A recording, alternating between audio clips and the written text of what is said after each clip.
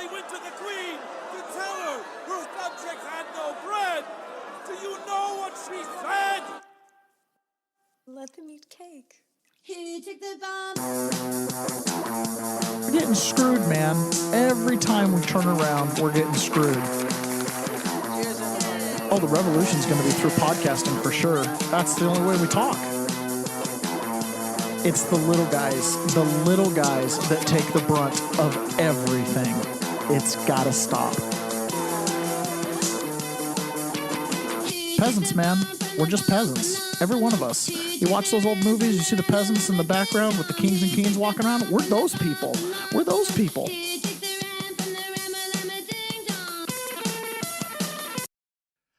Good morning, peasants. Welcome to another episode of The Peasant's Perspective. Snuck up on us. I had to wait for a second there. I was like, all right, let's make sure we've got all the sound set up right before we do anything significant today.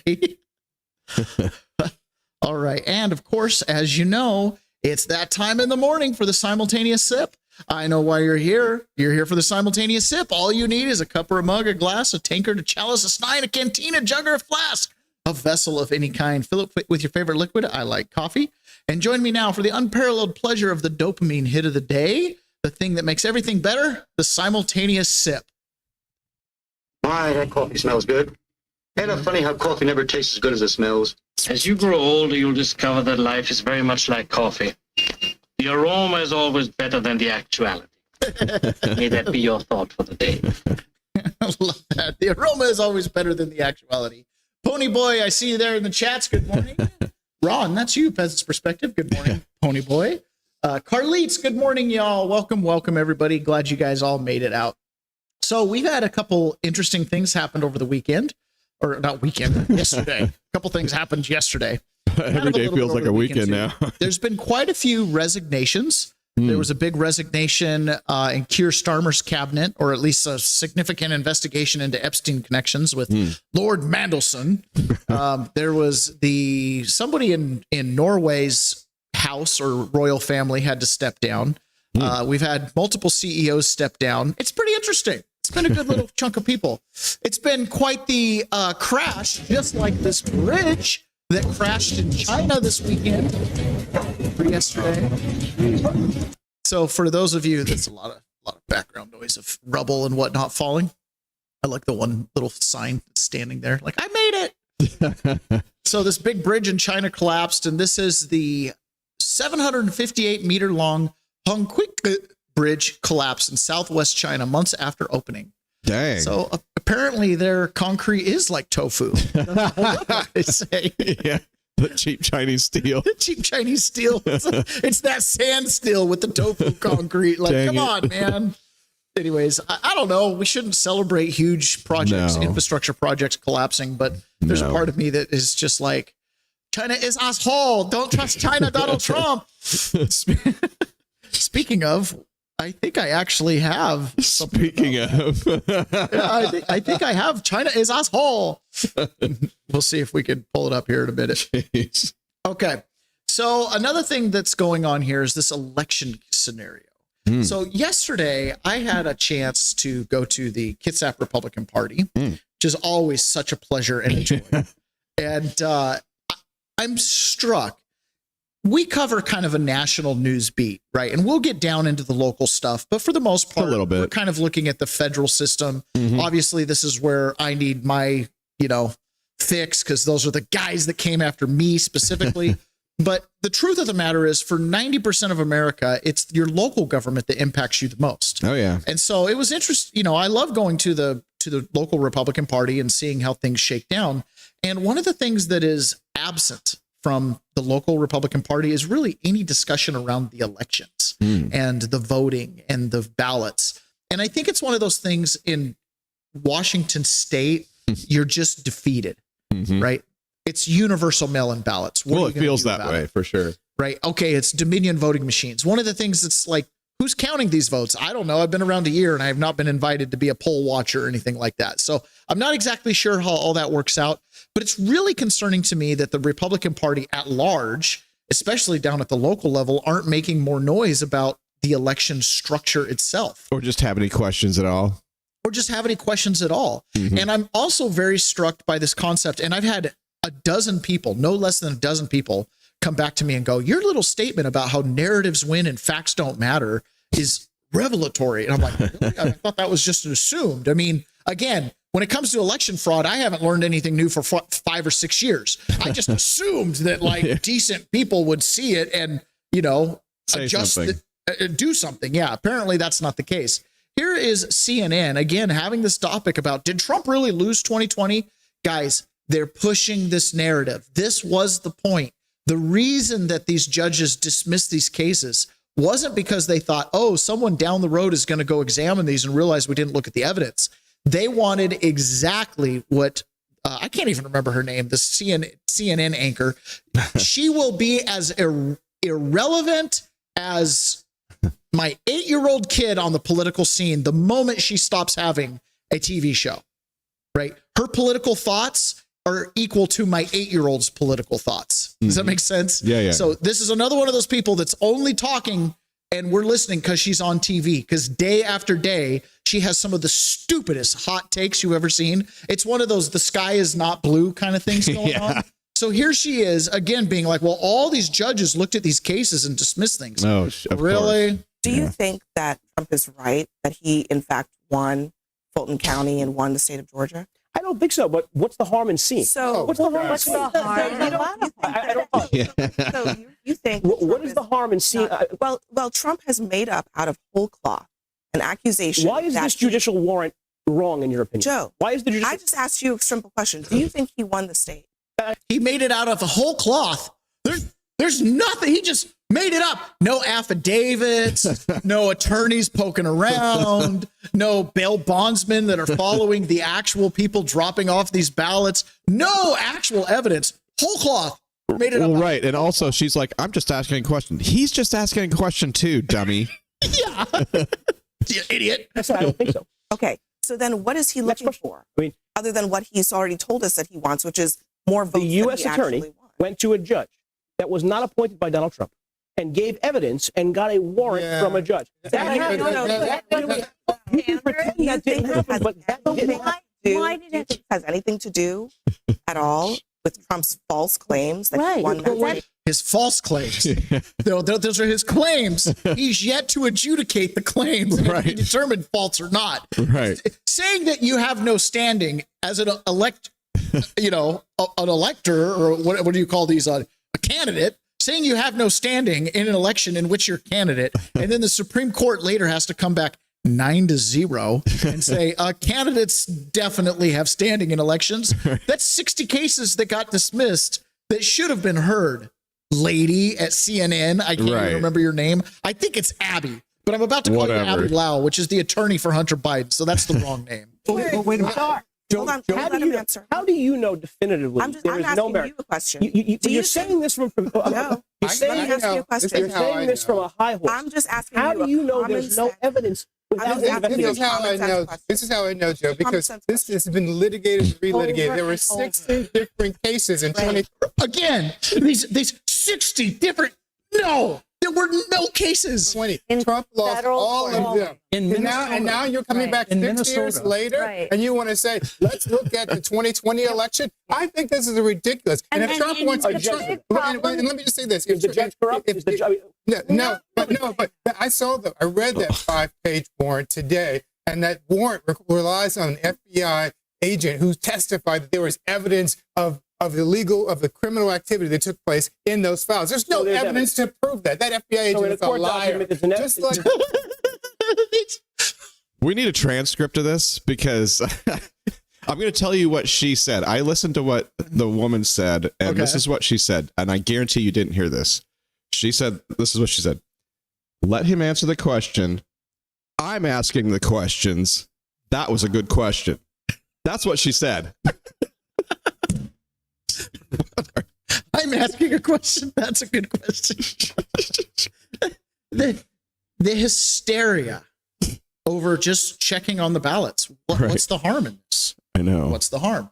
Looking over here. Hey, are you able to make the chats live onto the feed? If you go into settings, I think you can do that. Huh? I think so. Yeah. So We've got just me _ PNW. Greetings from North Kitsap. Welcome, North Kitsap amigo. That's where I'm from too. At first glance, I thought that it said North Korea. Greetings from North Korea. North Kitsap can feel like North Korea sometimes. I am driving, by the way, just me.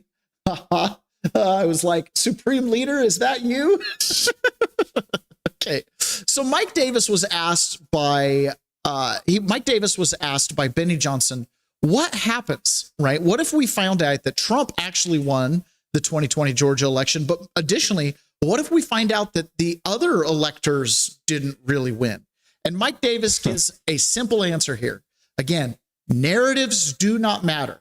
For all of you out there that have injected yourself with hopium, and there might have been a time or two that I've taken it mainline into the veins too, there is zero chance that if you prove an election after laches, right, after it's set in, that you overturn it. Maybe you can get some judge that will overturn some small local election district. But when you're talking national elections and stuff like that, listen, we knew that Kennedy stole his election out of Chicago. Why didn't the CIA just expose the stolen election? Why'd they have to shoot him? Because the American people consented to his leadership and the election no longer mattered after that. And that's what happened with Joe Biden. The moment Americans sat down on January 21st and went, well, that was fun, it was all over. You're down for the 4-year ride. Well, I think that's why, on election night, when I watched Washington flip in about 3 minutes, I was like, oh, I'm going to bed. Yeah. It was over. Yeah. Once the decision's made and the consent sets in, you're not going to find very stalwart judges that are going to overturn the consent of the people. Because remember, facts do not win. Narratives do. So this is a question that I really wanted to ask you, like sincerely, Mike, is what happens when you're able to prove beyond a shadow of a doubt that at least 10,000 votes were fraudulent, because that was the margin of victory, that Joe Biden didn't win this state, that these two senators who also won, and it was amazing. I couldn't believe, I was blown away when I was pulling up this data yesterday with Barry Loudermilk, who's a congressman from Georgia. The two senators from Georgia, they won by the exact same margins, exact same vote tallies, same numbers. It was like perfectly algorithmic.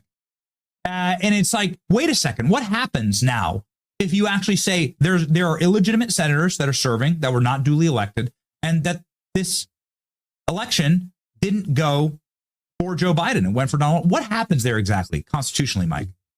It's a good question, Ben. I mean, Democrats have been rigging and stealing elections for decades, including Kennedy's. So it's Democrats are very good at this.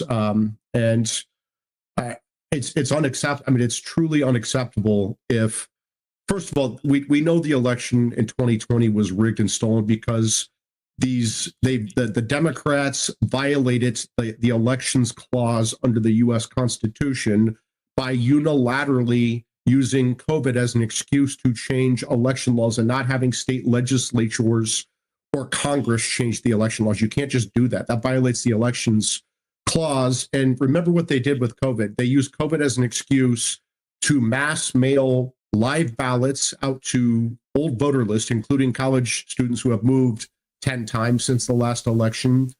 These live ballots pile up in mailboxes, in dorms, and apartments. And the only way you can stop the voter fraud is through signature verification.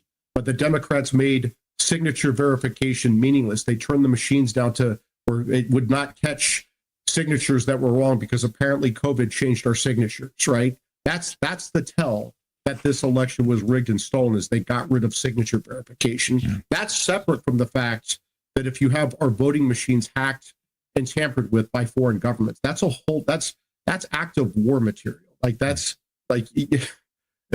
is some bad stuff. That's treason. That's active war. I mean, if people actually did this, they need to go to prison for the rest of their lives at a minimum. Yeah, I agree, Mike Davis. They need to go to prison for the rest of their lives. Now, you might have heard us in the background trying to get the chat to pop out on the screen. So we're going to spend just a second doing that. Go back to the Rumble. It's one of those tabs, Ron. It's just simply going to be, it's going to be on your right side here. Activity. On your right, far right. It's one of these. Nope. Okay, scroll through that.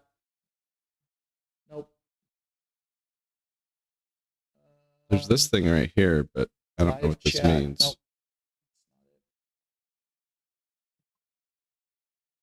I think that looks different than what you're used to using. Well, I know, but somewhere in here, there's the ability to put it on the screen so that the viewers can see the chat from watching.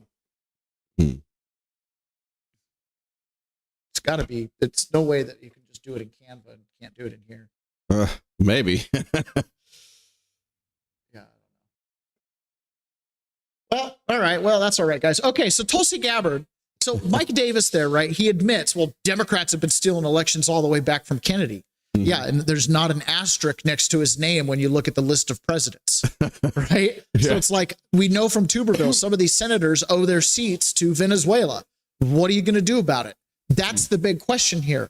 What are we going to do about it? Trump has already invalidated all the executive orders that Biden signed. And what are you going to do about it? You're still following the regulations. You're still following the taxes, right? So the only way to really get through this is there's going to have to be national security charges. This is going to have to be more than just, we found a couple stuffed ballots and, oh yeah, the guy forgot to take the machine down to get certified before the election, but all is well that ends well. Biden won. Taylor spent 14 months in prison, but he got pardoned. I mean, what are you guys complaining about, right? Yeah, let's go after ice cream. Yeah, what's wrong? I mean, everything's been made right in the world. No, I don't think so. Tulsi Gabbard, in response to letters written to her from Congress, responded back with a 4-page letter to ranking member Warner and member Himes, basically telling them, I was down in Georgia looking at the ballots because guess what? It's a national security matter. And she goes through and cites 4 pages of all of her authorities on why she was there. Wow. And she basically follows up with, therefore, the ODNI had no ability, authority, or responsibility to inform the committees about the search warrant ahead of its execution. I'm checking on national security, and we had a criminal search warrant, and we don't tip people off for criminal search warrants. So sorry, guys. If you have questions, you may contact Sarah Lynn Coley, Assistant Director of National Intelligence, and that's her phone number if anybody's interested. Wow. I think we should call up and be like, hey, oh, no. We're going to do an interview with a local candidate running for state house here pretty soon. Oh, cool. Yeah, we're going to have to ship up this studio and bring her in. Yeah, I am wearing, my dad brought me a whole collection of hats because, I wear a hat every day on the show. And so he brought me a bunch of hats, and not one of them is a hat I would have purchased at the store. So this one right here is the famous Idaho Potato Bowl. So I'm wearing the famous Idaho Potato Bowl hat. You may have noticed yesterday I was wearing a BMW hat. Yeah. I like that hat because I feel like a rich guy, like the guy that just, drives a BMW and actually bought the hat at the parts department, to wear with his windbreaker. So I like that hat. Anyways, I will be wearing the camouflage hat with the Mountain Dew logo at some point. That's just spot on redneck. All right. So one of the people that was at the center of all of the election nonsense was Rudy Giuliani. He was also on with Benny Johnson talking about this Georgia election. Now, remember, Rudy Giuliani is the purveyor and the curator of a lot of the evidence of election fraud that we had out of all of the swing states, specifically Georgia. He's pretty convinced they had an actual printing shop 3 weeks away from where they were counting ballots, and they were printing and counting like same day kind of thing going on. They probably brought more paper into Pennsylvania in the month before the election than we ever had in the United States. I mean, they were sending trucks and trucks and trucks of paper. Dunder Mifflin. Certain that in Georgia they had a factory 3 blocks. Yeah, Dunder Mifflin had the contract. Yeah. How do we know Iraq had the yellow cake? Because we kept the receipts. Away from the arena in which they were printing up the ballots they needed to fix the election. We could never get the U.S. attorney to do a search warrant. When we uncovered an ATF agent uncovered a possible burning of ballots, Barr assured us that it would be covered, and the U.S. attorney sent no one. The ATF agent is willing to testify to it today. I mean, there's so much evidence and come on. But Ron, there's no evidence. That ATF agent's lying, just like the FBI agent who swore out. Well, nothing's been adjudicated. Come on. It's all been dismissed. I mean, your eyes don't lie, Ben. So you think that there was a factory that they were printing ballots at next. I don't think it. I had evidence of it. I never was allowed to present it. You know, people say, "Oh gosh, you lost so many cases." I actually only presented one case in court in Pennsylvania. I quit on the courts. Other lawyers, I had a different strategy. My strategy was to present this evidence to legislature, so we preserve it. My fear was we would lose it for history. And I think they were trying to do that.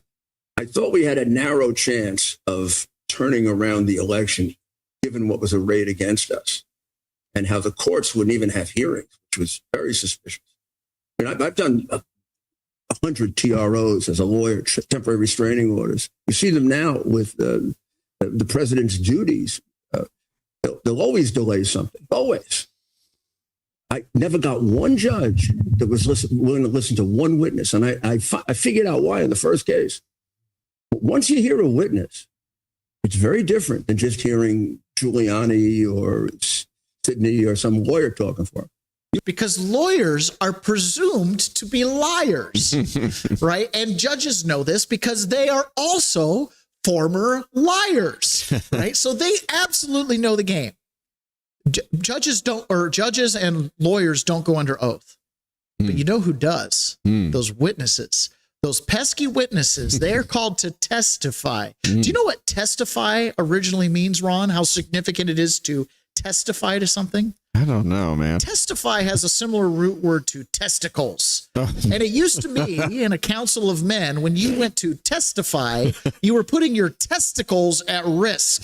So you would stand there and you would hold your nuts while you told the truth or did not. And if you told a lie, you lost your testicles because you had testified. You had put your testes up as security for the truth.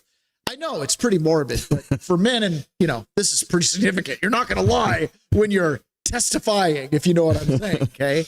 So that is why a judge would take a witness more serious, but they also know they can't listen to the witness because then they can't dismiss them and just write it off as the bluster of some lawyer. We had the woman say, they trained me to fix ballots.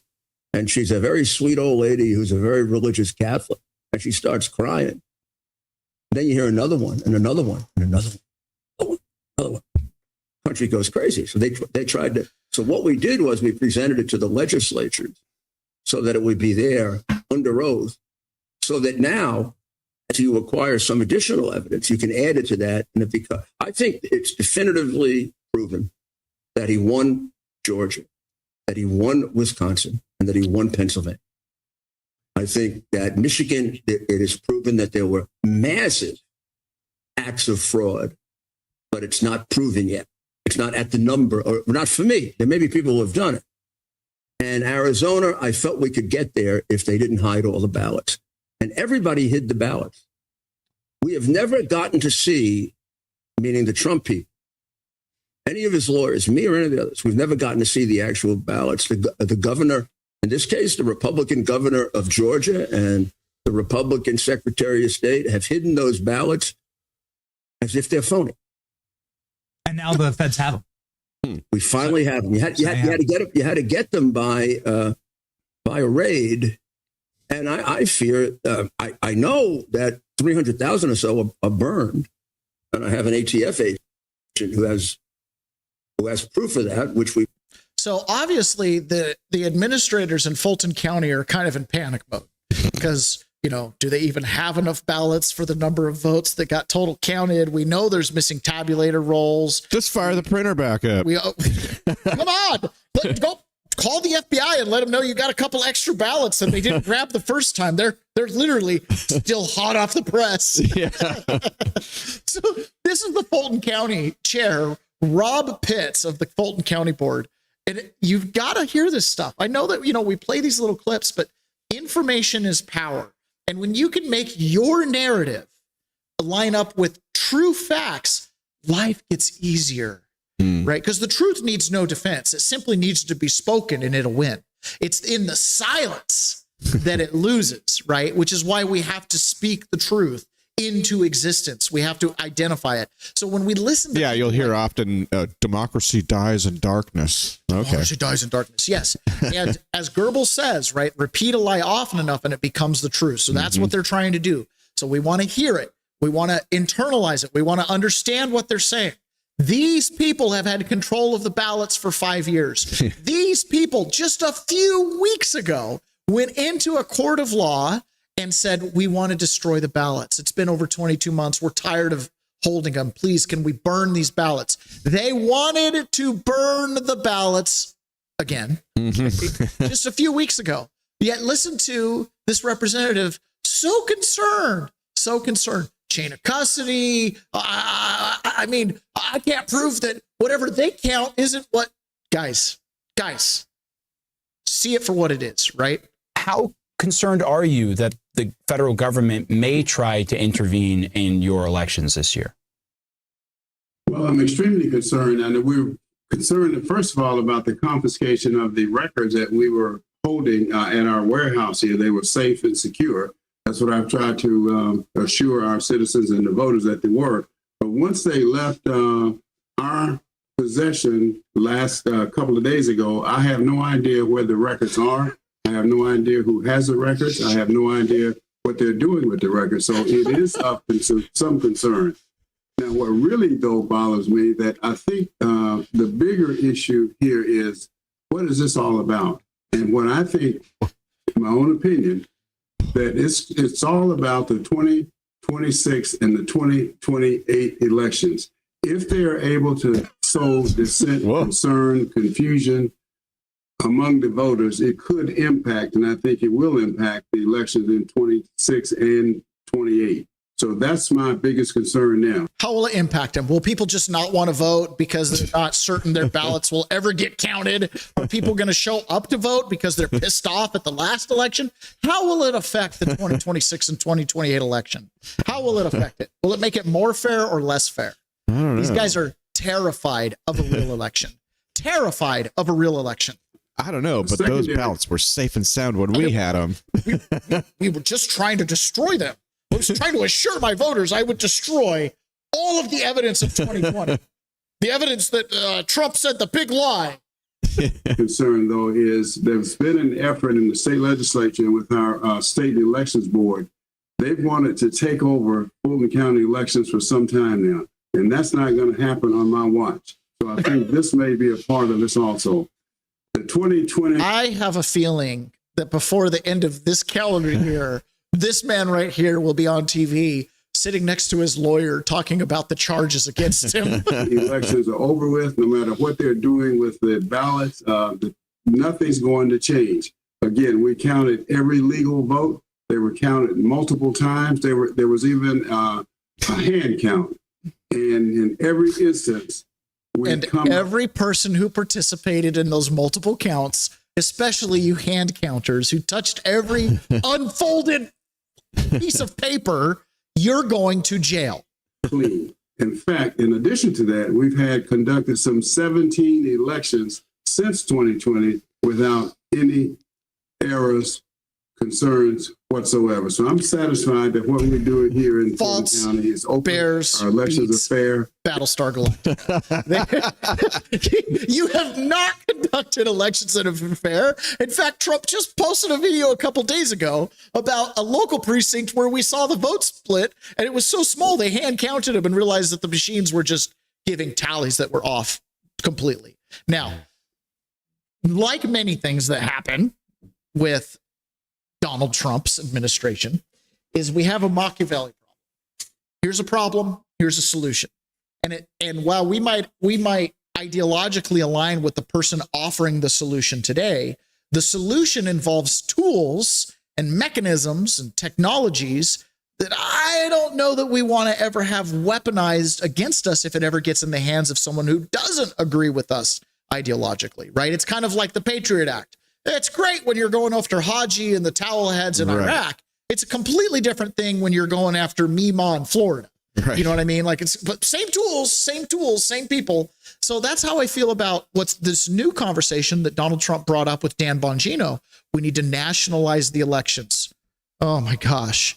You know how hard it was for them to steal 3,000 different elections every 4 years? Right. If they only You have got to steal 3,000 one. counties and precincts, and nationalize the elections, you only have to steal one. Right. So it might solve a problem today, but gosh, it feels Machiavellian because the solution ends up being the bigger problem that we, the people, can't solve by ourselves in the future. So here is Eric Swalwell on CNN being asked about just that, nationalizing the election. Now, keep in mind, the Democrats just a few years ago under Nancy Pelosi were introducing legislation to nationalize the election, which is also what makes me so nervous because it feels like it's one big club and you ain't in it. When Donald Trump and Nancy Pelosi agree on the same policy outcomes, but why they wanted to do that policy is completely different, I smell a narrative and no facts, right? So I'm concerned. I'm very concerned about nationalizing the elections. On another topic, Congressman, earlier in the show, we talked about President Trump's comments just today that elections maybe should be nationalized. What is your response to the president's proposal? Our elections are hyper local. That's how they've always been. And this sounds to me like somebody who sees a wipeout coming at the ballot box based on the energy we've seen in the streets with no Kings rallies and also the results we've shown in special elections. And so that's why it's really on governors right now, blue state governors, to max out democracy in their states. The states run elections. Max out democracy in their state. You can interpret that as max out demagoguery in this country, and you have to make it as accessible as possible because you can count on Donald Trump to do everything, whether it's through the National Guard, whether it's through ICE, whether it's through the Postal Service, to try and prevent Democrats from going into the majority, holding him accountable, and writing a budget that lowers costs and delivers health care. And so it's really going to be... Okay, so everything except for the last part about lowering costs and health care, I know that's a lie, but I want Donald Trump to keep Democrats from winning, and I want him to do all those things, Eric Swalwell. On governors, and we need governors to step up. We've seen that in California. They tried to take 5 seats in Texas. Gavin Newsom led the way to get 5 seats back in California. We need to see that everywhere. I'm so glad you mentioned Gavin Newsom. I was going to ask you about him. You, of course, are running in the primary to replace him. He is. Pony Boy says no Kings rallies, which is so funny because when he said as evidenced by the no Kings rallies, I'm like, the most produced things we've ever seen. His hair seasoned with silver, at ease with his own eminence. I guess my question to you today is, I guess it's only what, February 2nd, 2026. Are you ready to endorse Gavin Newsom for president in 2028? I'm ready to endorse the idea that the next governor is not going to look like that. That's obvious. But what I admire about him is the show, not tell leadership. That, as I said, you look at some, they write 8-page strongly worded letters. This guy goes to the courts, goes to the voters, and people are reacting. They want a fighter and protector. I can't. Gavin Newsom is the show, not tell president. Show what? Ass? Show what? Show that he's utterly and completely corrupt and incompetent and incapable of rebuilding huge burnt down portions of his state. He's incapable of balancing a budget or taking one single homeless person off the street. How many years are you going to have to give this guy to show you he's exactly what Republicans say he is? A sleazebag. He's completely comfortable with his eminence. He's Gavin Newsom. Yeah, it's unbelievable. I'm still laughing at the No Kings rallies. Yeah, as evidenced by the No Kings rallies. Yeah, because that's some real popular support against Donald Trump. Oh my goodness. What do we have for us this morning, Ron? Oh, I'm always trying. Let's see. No. They're all. Different advertisers make a bid to advertise for you, our listeners. Right. I think it's like in real time. Somehow they figured it out. It is. Oh, there we go. We got something there. No. What about Rumble Wallet? It's faking you out. Oh, there we go. Here we go, guys. There we go. They can freeze your accounts or your camera. What's going on? Is that what? They can shut off your cards, lock you out of your own money overnight. Banks don't protect you. They control you. That's why real financial freedom starts with ownership. Introducing Rumble Wallet, a non-custodial wallet built for people who refuse to give up control. With Rumble Wallet, you don't just buy digital currency like Bitcoin and Tether. You can own Tether Gold, real gold, on the blockchain. Through Tether Gold, you get direct ownership of physical gold bars, each one fully allocated, verifiable by serial number, purity, and weight. This isn't paper gold.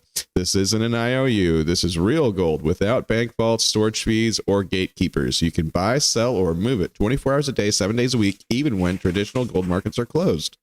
And if you want, Tether Gold can be redeemed for physical gold. That's power. When you support creators on Rumble, you can tip them directly using Rumble Wallet peer-to-peer and outside the banking system. No permissions, no middlemen, no cancel buttons. The wallet is yours forever.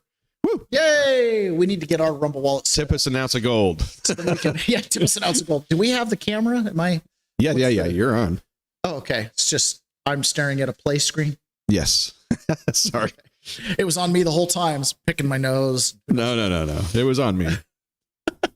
Some of the special things the video listeners get to see that the audio listeners don't. He has burned his state literally and figuratively. You know, I know one of our loyal listeners, Lisa, tunes in occasionally.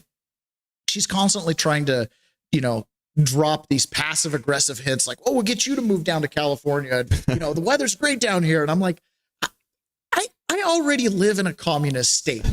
But at least here, there's a different, we're not here for the weather. You know what I mean? We're here because we have to be. So there's a commiseration for those of us that are kind of stuck here. But down in California, it's like, dude, you're in or out. You know what I mean? You don't get stuck down there. No. Maybe, I guess you do get stuck down there. You get stuck down there thinking that you can't go anywhere else in the country because of the weather. And meanwhile, you're paying taxes up the wazoo. Yeah, maybe. It's pretty bad. And last night at our meeting, we listened to a pretty long meeting. This is the Kitsap Republican Party meeting. The GOP. Yeah, we listened to a pretty long speech given by one of the representatives that's coming out of the Allen area in Washington. He's talking about being in the minority in Congress and just how difficult it is to slow anything up. And he was overemphasizing how important it was for you to make public comment and, to push back, the public pushing back on these Democrat legislatures. He says a lot of times, unfortunately, just the engagement level is so low. These guys come up with some crackpot idea and nobody on their side pushes back. Nobody challenges them. And it just kind of goes through without anybody thinking twice. But when they do get pushed back, these are weak people. A lot of them are weak people is kind of the impression I got. But the other thing too, is I was just, again, I'm like, these elections matter. I'm in Washington State, given the environment I see at the conservative level, I'm just begging for a national solution to the election problem, which is really tricky for me, right? Because on one hand, yes, I don't want national elections, but on the other hand, I don't believe that anybody locally can get their arms around this thing. I mean, how do you get your arms around it? Yeah. You've got every focal point for fraud and corruption is embedded in our electoral process. Yeah, it does make you feel like giving up, doesn't it? Before you ever start. It does kind of. It kind of makes you sit there and go, oh, well, just playing on the margins. I don't want to play on the margins. Yeah. I want to play at the heart of it. So, okay, this is Dan Bongino. He made his first appearance yesterday back on his radio podcast show. And it was a good show. I listened to about half of it. I got to admit, I was questioning if I would listen to Dan Bongino, and I decided I will. He's an insider. He's got information. We want to know that information. Whether you agree or not with every single action he took, he is now in the unique position where he has been put under, he's got the job and now he knows things that he has to keep secret because grand jury and investigations and blah, blah, blah. So we don't know why he's made all the decisions that he's made. No, we don't. But at the same time, one of our duties as peasants is, on one hand, the government is guilty till proven innocent. But when you're talking about the individuals in government, the individual actors, we kind of have to cast a cloak of charity because it's my Aunt Susan that works at the county registrar office. And it's your cousin Jimmy who works at the sheriff's department. And it's our nephew, Roger, who works, in the building department, approving permit. Like, these aren't corrupt people. They're just punching a time clock and following the procedure manual, right? So my beef sometimes is with the procedure manual, right? And how do we the policies? Yeah, exactly. And absolutely, politicians who set up the policies, some of them need to be run out on a rail. But nonetheless, you can't blame every individual actor. And Dan Bongino coming into the FBI, he's kind of up against all of that. He's up against the bureaucracy. He's up against the deep state, and he's up against reality. We do have a criminal justice system here that, despite all of the manipulation and all of the double standard of justice, as a conservative walking into court, you better get probable cause. You better do all the things that you're supposed to do in order to actually start and prosecute a investigation. So Dan Bongino is addressing the Epstein situation. Dan Bongino's big mistake, in my opinion, is he came out and he made definitive statements. Epstein killed himself. There's no there, blah, blah, blah. Rather than this more detailed explanation about, listen, the file was vapid, right? We don't have the smoking guns like you think. That's what we needed to hear then. Not, nothing to see here. I've looked at it myself, folks. Epstein killed himself. You know what I'm saying? Yeah. So let's listen to how he talks about the Epstein file and about how Mike Davis had the best take. Listen, there's still a criminal standard that has to be met. We can't just string everybody up who flew on the Lolita Express. But it was a level 10 problem. It was never going to please everyone. The person I thought at the time who nailed what the issues were with this was our good friend Mike Davis. I'll play the CNN one clip next, but throw up Davis's tweet. There were a ton of problems with this. There was grand jury material. There was he put this out. He's anyone who rapes kids deserves the death penalty. Amen. Here's the problem with the Epstein mess. The FBI doesn't have the evidence many thought it did. I want to see the files, folks. I said, don't let it go. I meant it. We got elected. We looked at it.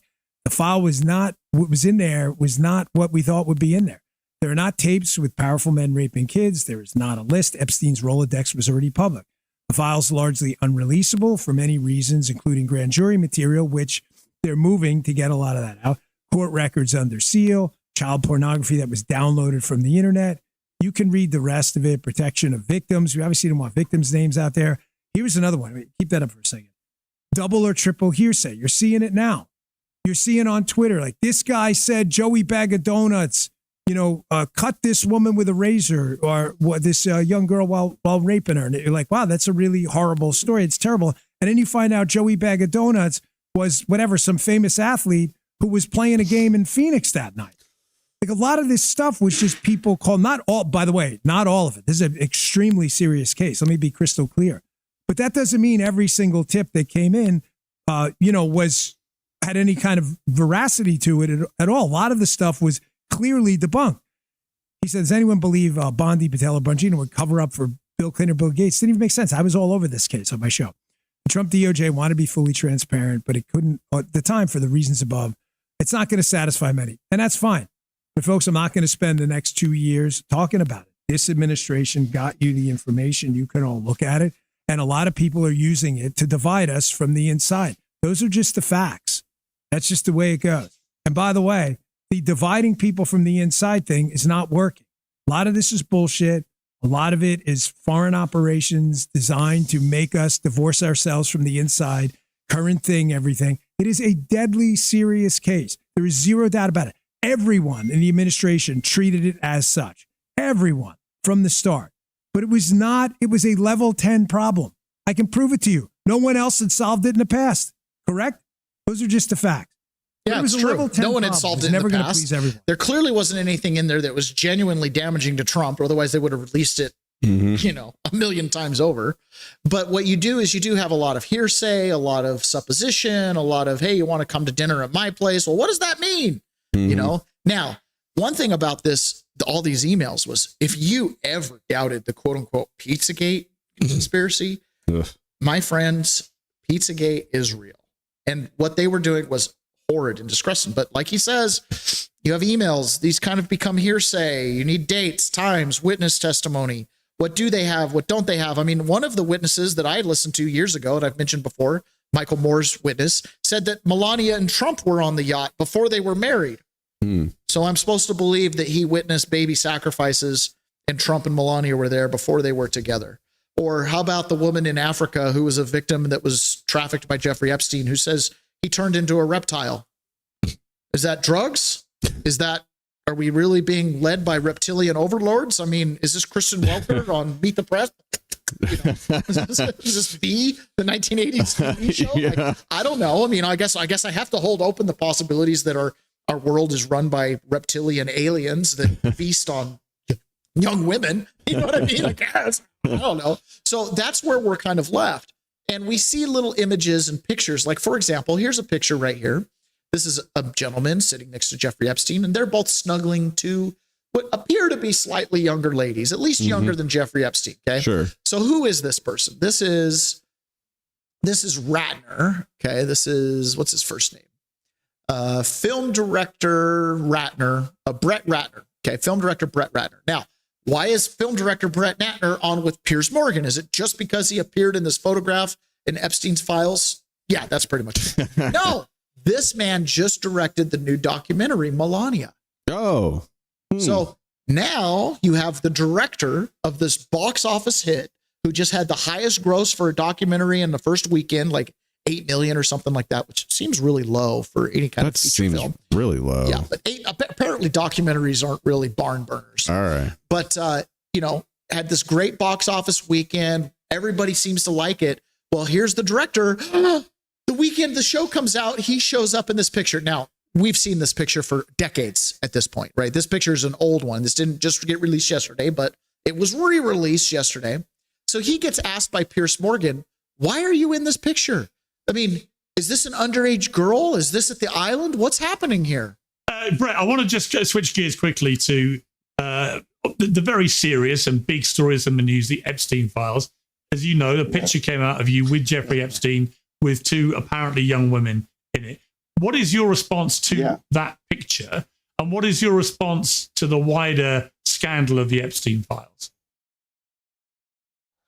Oh, well, that picture in particular happened around 20 years ago. I don't know, 20 to 21 years ago, because that is a photograph of my fiance who invited me to this event. And that's where the picture was taken. I was never been in contact with Jeffrey Epstein before that photo, and I was never in contact with him after. So that's a picture of me and my fiance at some event. Wow. So who was the fiance, if you don't mind me asking? She doesn't want me sharing her name in the case, but that's my fiance, 100%. Was my fiance. But you're not still. I'm not. I'm going to say you're not still with that. No. He's not engaged. It's the world's longest engagement. No, 20 years. 20 years ago, I was engaged to her when that photo was taken. Oh, right. Yeah. And your position is you never met Epstein before or after that picture, that night. No, never. Okay, Brett, I want to just. Was that his fiance? I mean, I can understand not wanting to disclose her name. Right? She invited me. Now everybody's going to go to her and be like, did you know Jeffrey Epstein? Right? Okay. Well, there's a photo. Jeffrey Epstein, young girls. There's the director. And he's like, that was my fiance. When you black out the picture of my fiance, it makes it look like a teenager, but really she's my age. You know what I mean? Or not. Or is he just lying to us? Because we all know that the lie makes it around the world before the truth puts on his pants. Is that enough right there to deflect? You know what I mean? Yeah. I don't Probably. know. Who's the fiance? I guarantee you there's some sleuth out there right now figuring out who he was engaged to 20 years ago. Because likely somebody's going to know. His cousin's going to remember. Somebody's going to know. Right? Yeah. Todd Blanche was on with Laura Ingraham. He's making these media rounds the other day. I think there's really an effort to try to create a persona around Todd Blanche because he's got so much criticism coming from the MAGA base. He was a registered Democrat until 2024, but he was Donald Trump's criminal defense attorney in one of his cases. And so he's, Peter Ticklin says you develop a unique relationship with your criminal defense attorneys in a trial like that when the whole world's against you. And I think that gives Todd Blanche some passes. But here he is talking about, are we going to prosecute anybody else out of the Epstein files? Well, some of the people we saw on camera at the rallies. Is there any chance that any of these individuals who partied with Epstein and engaged in, relations with minors will be prosecuted? Any chance? I'll never say no. And we will always investigate any evidence of misconduct. But as you know, it is not a crime to party with Mr. Epstein. And so as horrible as it's not a crime to email with Mr. Epstein. And some of these men may have done horrible things. And if we have evidence that allows us to prosecute them, you better believe we will. But it's also the kind of thing that the American people need to understand, that it isn't a crime to party with Mr. Epstein. It isn't a crime to have Didn't look like that's all that was going on some of those photos. I mean, if the photos could speak, some of them look pretty bad. That's right. And unfortunately, photos can't speak. And so we need witnesses and we need Are there videotapes that you all have? Or well, some of the people we saw on camera at the rallies. Is there any chance that any of these... Are there videos you have? And this comes down when they executed one of the first search warrants. They opened up one of the safes. There's all these DVDs and files. And then they're like, oh, our search warrant allows us to open the safe, but not take anything that's in it. So they walked away. And when they came back, all the stuff in the safe was missing. Gone, right? Obviously, this stuff's been in the possession of Maureen Comey, James Comey's daughter, for 4 plus 5, 6, 7 years. Right. So anything really good and salacious that was going to target any one huge individual and, you know, be the smoking gun, so to speak, I think is missing. Right. I mean, now, unfortunately, given the voluminous amount of information that is in there, emails back and forth and stuff like that, there's some names that pop out more than others. For example, Bill Gates pops out. Prince Andrew pops out. Another person who pops out is Reid Hoffman. Okay. Reid Hoffman, who is he? He is the founder of LinkedIn. He's also the fat billionaire, as they call him in the Epstein files, the fat guy from LinkedIn. Okay. So Reid Hoffman, not only is he wrapped up and tied up in the Epstein scandal as a close associate, a clinger honor for sure. And there's dozens and dozens, if not hundreds of emails now you can go read. This guy was, hey, Jeff, when are we going back to the island? Hey, Jeff, can we go back to the island? Jeff, we should have dinner together, right? When's the next party? Jeffrey Epstein is writing other people like, yeah, and Reid will be there. Fat guy from LinkedIn. You know, like the guy with money that we hate that loves the girls is going to be there. So Reid Hoffman is involved not only in all of the gross Epstein stuff, he's also deeply involved in funding the No Kings protests, the Minnesota riots, the riots that happened down in LA. He was behind a lot of funding of like every single thing. It's so Reid weird Hoffman, how those are connected. Neville Singham and George Soros. 1, 2, 3. These are the billionaires that are so ideologically to the left that they couldn't donate money to a Republican if their mother's life depended on it. You know what I mean? These guys are out there just absolutely funding the destruction, in my opinion, of America. This is Reid Hoffman just before the 2024 election saying what he expected to be coming to him. Now, keep in mind, this is a guy who's deep in the Epstein files. This is a guy who's deep into funding these protests that have resulted in death. This is the guy who's deep into funding and providing technological infrastructure to the Russiagate coup plotters, et cetera, et cetera, et cetera. But he's worried that Donald Trump might, you know, retaliate. And if Trump is elected, I will get penalized. So I'm just going to stand out of it. And do you think you'll be penalized? I think that there's a greater than 50% chance that there will be repercussions from a misdirection and corruption. If I'm completely innocent, I don't say greater than 50%. What he's saying is there's 100% chance that if they look at me, they'll find something that will be prosecutable. I'm guilty. Yeah, I'm guilty. The institutions of state to respond to my having tried to help Harris get elected. You must spend time at night thinking about what that might be. Because if I would. Yeah. Well, look, it's a range. And look, I hope that it's only in the soft end of the range, like IRS audits or phone calls, like, you know, that kind of stuff. I hope it's in that arena, right? Could get much worse, but I don't really want to speculate on it because I don't want to give anybody any ideas. I went to Epstein's Island. It could get way worse. It could be the death penalty. I went to Epstein's Island 20 billion times. But I hope it's just an IRS audit, just some soft probing, maybe some phone calls. But it could get way worse. No, guys, seriously, look at this. Really want to speculate on it because I don't want to give anybody any ideas. I don't want to give anybody ideas. What could be my associations around Jeffrey Epstein, but I don't want to. I don't want to.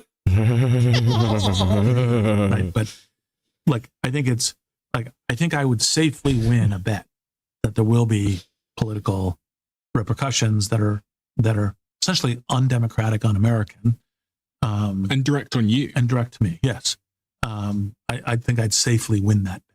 I'm hoping that it's in what I'm terming the soft arena. as of this moment, Reid Hoffman has not been the subject of anything other than scorn. Okay? I mean, that's it. I mean, maybe he's got a couple phone calls from the IRS. I don't know. But we know for certain he's behind No Kings. We know for certain he's behind the anti-ICE protests. We know for certain he's deeply involved with the Epstein things. He's probably right. I mean, there's a lot of places they could look. I won't say anything because I don't want to give anybody any directions. Guys, that's like an admission. Yeah. You know what I mean? That's basically saying there are places to look. Now, Jay Powell over at the Federal Reserve had some criminal subpoenas show up. You know, criminal subpoenas that are asking about who you're paying all this money to, contractors, who decided on the budgets. What's happening over at the Federal Reserve is Janine Shapiro at the DC Attorney's Office is trying to figure out if there's corruption or if there's graft on the building at the new Federal Reserve building, because it's the most expensive renovation in the history of planet Earth. Okay. More expensive than the construction of the tallest building in the world. Wow. And they're renovating. They're not even redoing the walls. Okay. Very expensive. So Tom Tillis, dirtbag senator from North Carolina, has said that he's going to hold up the nomination of the replacement for Jerome Powell unless Donald Trump withdraws the criminal subpoenas issued against Jay Powell in the Federal Reserve. If you've ever, this is outright corruption. In the movie House of Cards, there's a scene where a legislature gets a DUI and the House whip comes and gets him out of the DUI, right? That whole thing. This is Tom Tillis on national TV being like, well, I'm going to hold up a nomination unless you spike a criminal investigation. Can you do that? You can just spike a criminal investigation?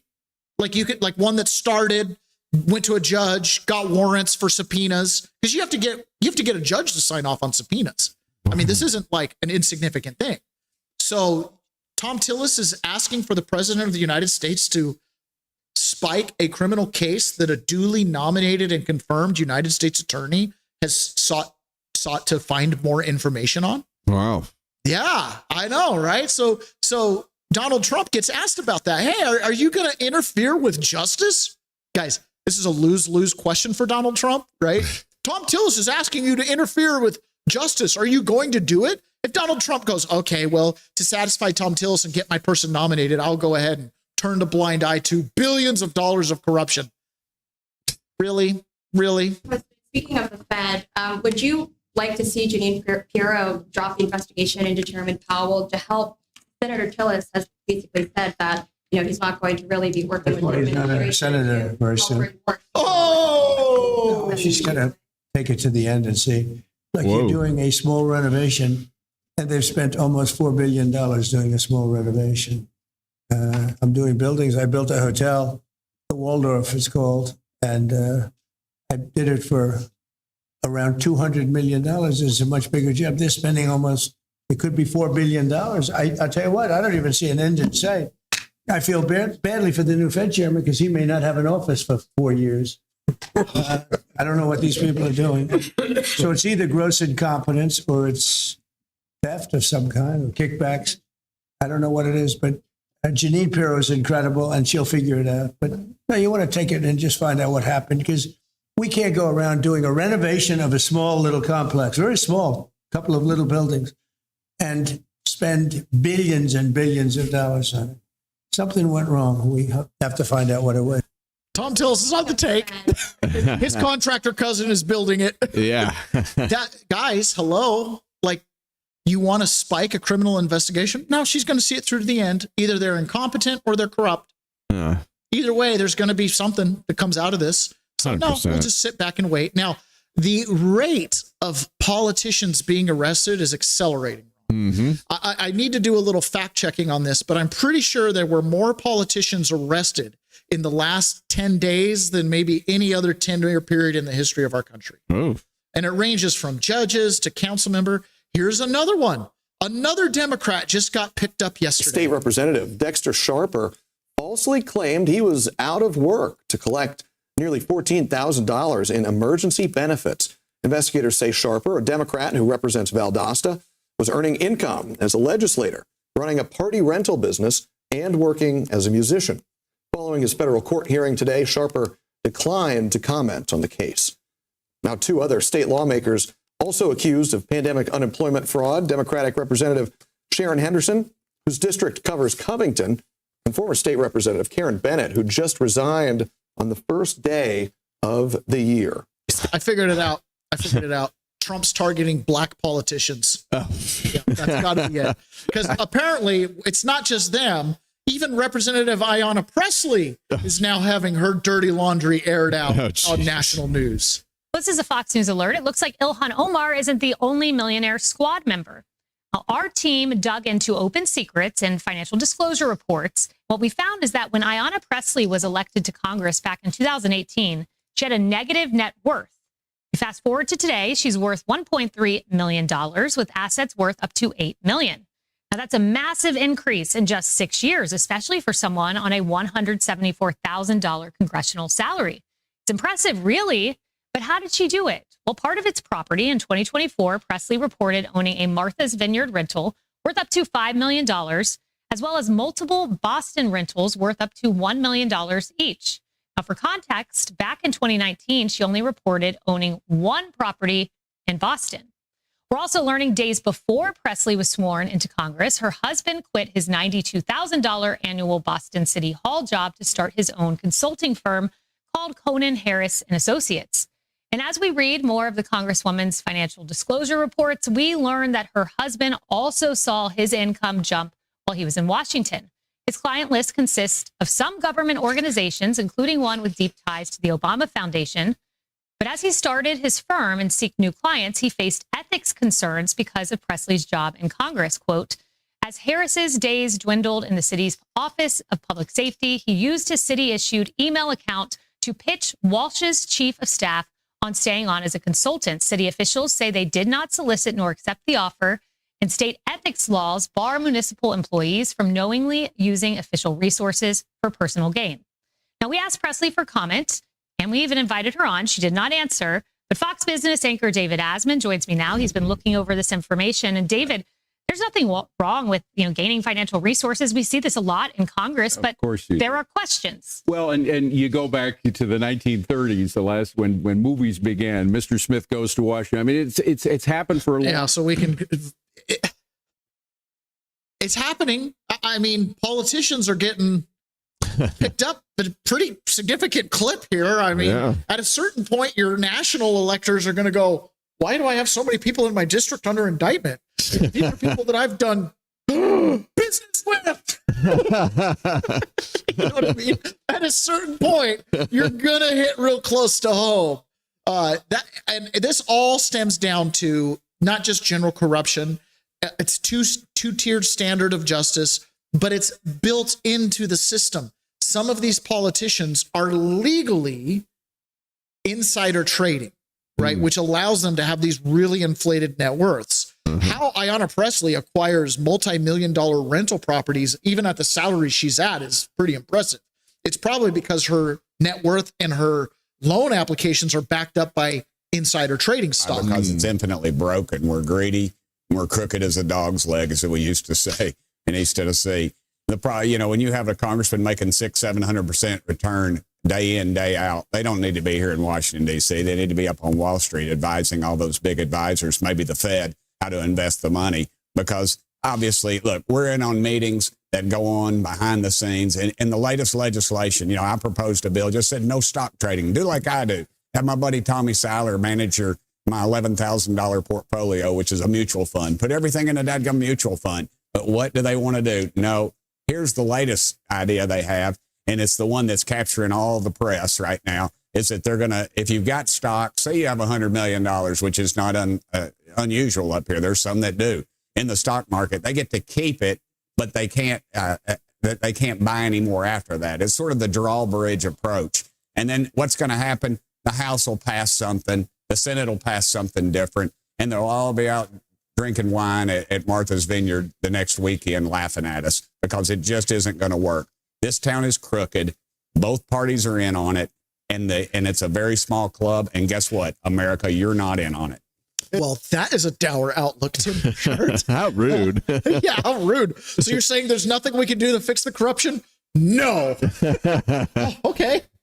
Well, I guess we'll just Did you hear him? We're as crooked as a dog's leg. dog's leg. And you ain't fixing nothing. Okay. What do we got, Ron? Oh man, if you didn't like hearing about Rumble Wallet the first time, you're gonna love it the second time.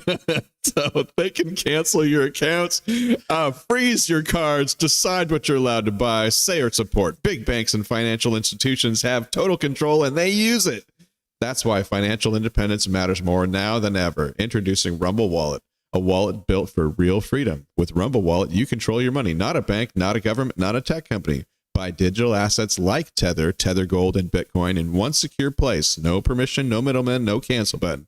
And when you want to support the creators you actually believe in, you can use the Rumble Wallet app to directly tip content creators securely, instantly, and without interference. This isn't a credit line they can shut off. It's your wallet permanently. Yours to protect your future, yours to protect your family. When the system fails, when institutions turn off their own people, financial sovereignty is the difference between security and vulnerability. Rumble Wallet isn't about politics. It's about freedom, ownership, and protecting what's yours. So take control today. Download Rumble Wallet now and step away from the big banks for good. True ownership, true protection, true financial freedom. Woohoo. Could they see anything? Ooh. Oh, because you have to hit play. I got to get the compete. Yeah, there we go. Yeah, I'm so confused sometimes. All right. That was good, Ron. Thank you. Rumble Wallet. We need to get ours opened up and then we can do like tips and stuff like that. Yes. Yes. I saw there was an ad on there that was offering $600. Yeah, you got to have 20,000 viewers. Okay, so it's like 1,000x. Let's go, boys. Come on. Yeah, come on. Like and share the show, ladies and gentlemen. Like and share the show. We're only 1,000 times less viewers than we need to really hit our target. Yeah, we just need that 20K. 20K. 20,000 viewers, and we can tell you about the kids guide for $600. That's actually, there's probably only a couple shows that stream that high. I can give you a preview. It's American250gift.com. Go check it out. Check it out. See if it's pretty good. There's a freebie for you, peeps. Yeah. Pretty good. I've never seen anything like that. So I really appreciate Rumble. It makes it very accessible for guys like us. YouTube isn't as accessible for small guys like us to get going and get a little bit of momentum. So I really appreciate what YouTube's doing for us. Consider this a shameless endorsement. And I also wanted to make sure I mention always, because I forget to do this, I have to talk about 1776live.us. That over at 1776live.us, it's kind of a companion to the Peasants' Perspective. And that's where we actually talk about solutions. So here it's like problem. The election sucked, money sucks, everything sucked. But over there, we talk about how you can actually separate yourself from the financial matrix. Stuff that you can actually do. Yeah, how you can secure yourself from the kind of coming chaos and the coming storm. And it's very solution oriented, things you can actually do, how to deal with the IRS, how to deal with court, all that kind of stuff. So check out 1776live.us every single Thursday at 4:30 p.m. Pacific time. I or someone else does an Ignite presentation introducing the community. Highly encourage you to go check it out at 1776live.us. The other thing we also do at 1776live.us is on Sunday evenings, we do Liberty Lounge, which is about an hour-long live stream at 5 p.m. Pacific. And it's just an a la carte. We'd invite everybody to come on. If you've got your camera, we'll send you a link. You can turn on your camera, you can talk, and it's just a fun Liberty Lounge. This last week, we talked about getting engaged politically, going to your local Republican or even Democrat party and actually starting to make a difference. If you're upset about our elections because you feel like we only get to vote for whoever, quote unquote, they select, well, I teach you how to get on the selection committee, how to actually go get involved in the political party process so you can be one of the selectors for the elections. Okay, so someone that I have a question mark in my mind that I have about certain politicians, and that is the how question. How did we get this politician? How in the world did this person win the popularity contest of an election? Okay. Now I understand you might have some functionaries, right? Maybe there's some really famous billionaire CEO that's proved his worth that's ugly or fat, right? A Tom Pritzker, right? Oh, he's a billionaire. He's fat. All right. But he's a billionaire, so it kind of overcomes the fatness. Okay. There's always like something. A Frank. This particular politician, I can't quite figure out. Oh. I don't know what Jayapal offers the people of Seattle. She's got a lazy eye. She can't look you in the eyes because she's looking two directions. I don't know what's going on here. This is one of those politicians that is right up there with Maxine Waters and some of these other ones where you're just maybe when she opens her mouth, maybe she just has that, you know. Yeah, maybe she's completely like coherent and everything makes sense. Like, let's listen to what she has to say. Okay. I mean, it's hard to get past the lazy eye. It's hard to kind of understand how this person garners so much respect, but here we go. Congresswoman, I hear you calling for dismantling, abolishing, whatever verb you want to use, ICE. Presumably that's not going to happen in the next couple of weeks as these negotiations are going on. Republicans are not going to agree to that, and they still hold the majority in both houses. What are the specific reforms that you can demand, or that you are demanding? What are the red lines now as a condition of passing these funding bills? Yeah, I think this is a really important question. You're right. We can't completely do what we want to do without the majorities. But what we can do is insist that ICE and CBP get out of Minnesota and our cities across the country where they are terrorizing people. I'm terrorized just by trying to make eye contact. I can't quite square up what I'm looking at. I hate to be so derogatory about people's immutable characteristics. But honestly, ladies and gentlemen, some of these politicians, the more we learn about the election stuff, I look at them and I'm like, you're a mouth. Like, you're a talking mouth. And not only that, you're a punchline to the people who probably put you into power. You know what I mean? Like, hey, let's throw Maxine Waters out there and see if we can, put her in charge of the banking committee. Really? You know what I mean? It's a bad joke at a certain point. And when you go look at the Epstein files, they're making fun of people. Right? That's the thing. They're making fun of the goyim the whole time. All right, guys, we have reached the end of our public broadcast today. We're going to spend a little bit of time over in private. And before we go, I did wanted to show you guys that, yes, it is true. The buses will be free. Whether you like it or not, whether it's policy or not, even the bus drivers know you got to give away a free ride from time to time. Excuse me, sir, I have a question. So I saw on the bus it said, and I see the sign that says fares required. I thought the buses were supposed to be free now because, Mamdani just won. That's a good one. When does that start? That's never going to stop. Never going to happen? All right, well, I want to say I appreciate what you do, my guy. All right, have a good one, my guy. Listen, you are the heart and soul, the backbone of New York. Stay safe. I don't care if you come off for free. I got you. W man, thank you, bro. Have a good one. I've been doing free buses before, Mandami. I'm the man. Yes, sir. I'll vote for you. Have a good one. Because that's all it's going to really take to win elections. I've been given free buses since before Mandami. Well, I'll vote for you in the next election. If there's any more evidence that the buses will be free, that's it right there. I really think we could replace some of these bull crap representatives. We could just go get some of the bus drivers. They already know everybody in their community, and they've already been given free bus fares, so they've got the bona fides. You know what I mean? I just think, are you telling me that bus driver wouldn't do a better job than Kamala Jayapala or whatever her cross-eyed name is? All right, folks, that's it for us. In the public, we will be